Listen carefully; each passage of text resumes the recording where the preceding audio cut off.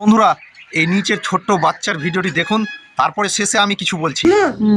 তোমার আব্বু যে আল্লাহর কাছে চলে গেছে, আমি কি আর তোমার আব্বুর সাথে দেখা করতে পারবো না? আমার আব্বু তোমার কি হয়? নানা ভাইয়া। আমার সাথে দেখা করতে চাও? হ্যাঁ। আমি যদি তোমার আব্বুকে মোবাইল দিয়ে কল দেই, তাহলে কি তোমার আব্বু আসবে না? কোত্থেকে আসবে না? যে আল্লাহর কাছ থেকে। আল্লাহর কাছে কেউ গেলে তা আসতে পারে না।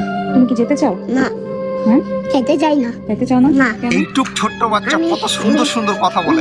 কারণ ওইখানে আল্লাহর কাছে গেলে আমরা আসতে পারবো না। আল্লাহর কাছে গেলে আসতে পারবো না, এই কারণে নানা ভাইয়ের সাথেও দেখা করতে চাও না? না। এই কবে গেছে? তোমার আব্বুকে একটা আল্লাহর কাছ থেকে ফোন দাও।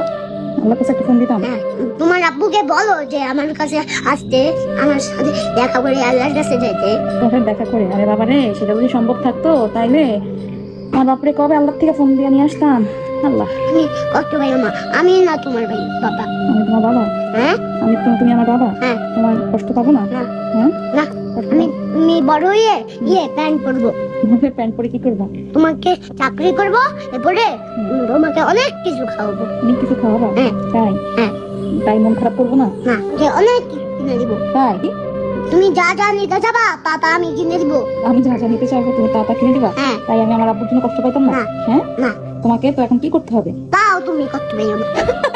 তাও আমি কষ্ট, মানে তুমি আমাকে এত কিছু কিনে দিবা তাও আমি কষ্ট পেতাম না? কষ্ট পাইও তো কোনো কারণ নাই, আমি তো আছি। তোমার বাবা? হ্যাঁ। তোমাকে এখন থেকে বাবা ডাকবো? হ্যাঁ। আচ্ছা, ঠিক বাবাকে আছে। করবো না। বাবাকে ডাকবো। তো বন্ধুরা ভিডিওটি আপনাদের কেমন লাগলো অবশ্যই কমেন্টে জানাবেন, আর আপনার বন্ধুদের দেখার সুযোগ করে দিবেন।